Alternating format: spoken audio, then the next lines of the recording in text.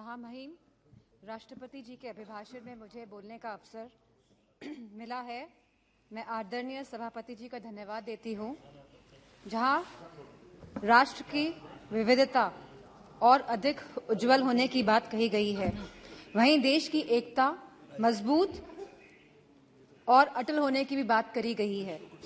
हम सभी सांसदगण इस बात को मानते हैं, इस बात से सहमत है। लेकिन लगभग एक दशक से जिस विश्वास के साथ देशवासियों ने 2 बार एक स्थिर सरकार चुनी है, जहां आत्मनिर्भर बनने की बात कही गई है, जहां भ्रष्टाचार मुक्त होने की बात कही गई है, जहां स्मार्ट सिटी की बात कही गई है, जहां कालाधन वापस लाने की बात कही गई है, वहीं आज हमारे समक्ष हिडेनबर्ग की भी रिपोर्ट आई है, जहां मैं समझती हूं कि सरकार प्रतिबद्ध है देश के प्रति कि उसे जवाब देना पड़ेगा कि हिडेनबर्ग की रिपोर्ट में क्या सच्चाई है। जहां हमारे किसानों ने 2014 में ये आस जागी थी हमारे किसानों की कि ये आप लोगों ने विश्वास दिलाया था कि उनकी आय 2022 तक दुगनी हो जाएगी। वह किसान आज भी ये आस लगाकर बैठा है कि उसे सब्सिडी में बढ़ोतरी मिलेगी, कि एमएसपी के सही रेट्स मिलेंगे, पैदावार के लिए मंडियां की व्यवस्था उनको दी जाएगी। एक समय ऐसा था जब किसान विश्वास के साथ आपकी तरफ देखता था। वही किसान आज निराशाजनक आंखों से आपकी तरफ देख रहा है। जहां युवा शक्ति की बात हुई, युवाओं में भी बहुत जोश उत्साह था 2014 में कि लगभग 2 करोड़ नौकरियां दी जाएंगी प्रति माह। लेकिन आज उस जोश और उत्साह का पतन होते जा रहा है। आज जहां अग्निवीर जैसी योजना लेके आई है सरकार, तो उनका आत्मविश्वास तोड़ने का काम किया है सरकार ने। यह कैसा अमृतकाल है जहां युवाओं के पास नौकरियां नहीं हैं, जहां किसानों के पास खुशहाली नहीं है और जहां महिलाएं अपने आप को सुरक्षित नहीं मान रही हैं। एनसीआरबी के आंकड़े अगर आप देखेंगे तो यह पाएंगे कि लगातार यौन उत्पीड़न और शोषण के मामले बढ़ रहे हैं और खास तौर पे उत्तर प्रदेश में लगातार ये मामलों में बढ़ोतरी हो रही है।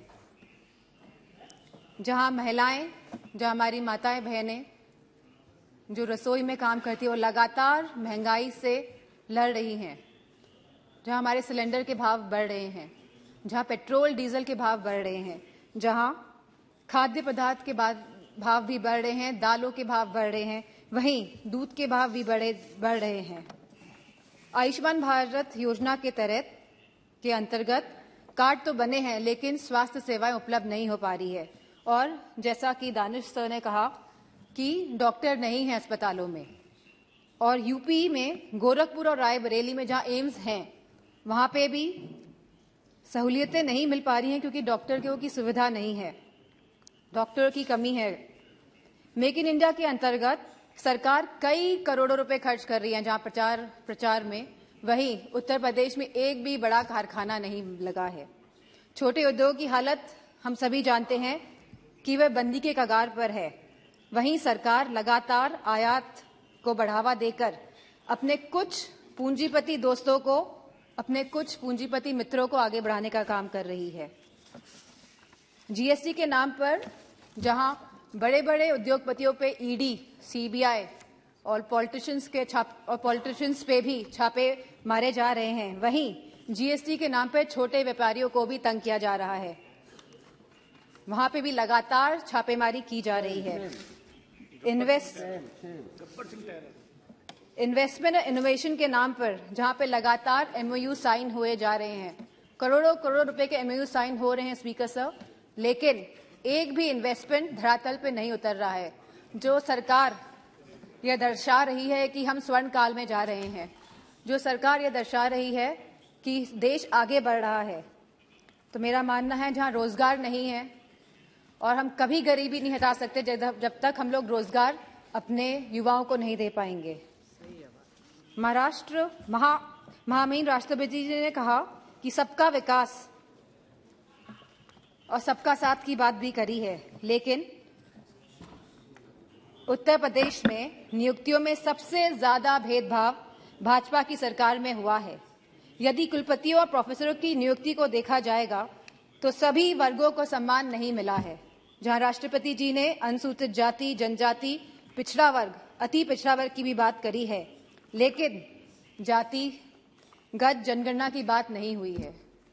अगर हमें सही मायनों में अनुसूचित जनजाति, अनुसूचित जाति, पिछड़ा वर्ग, अति पिछड़ा वर्ग लोगों को सम्मान देना है, उनको हक और सम्मान देना है, तो हमें जातिगत जनगणना पर भी बात करनी चाहिए। इसी के साथ जहां कहा गया था कि नमामि गंगे, जहां गंगा की सफाई की बात करी गई थी, गंगा में क्रूज चलाने की कभी बात नहीं करी गई थी। जहां गंगा की सफाई की बात करी गई थी, आज भी गंगा का पानी शुद्ध नहीं हो पाया है, क्योंकि जब काली नदी और यमुना का गंदा पानी गंगा में जाएगा, जब तक ये नदियां शुद्ध नहीं होंगी, तब तक गंगा का पानी भी साफ नहीं हो सकता है।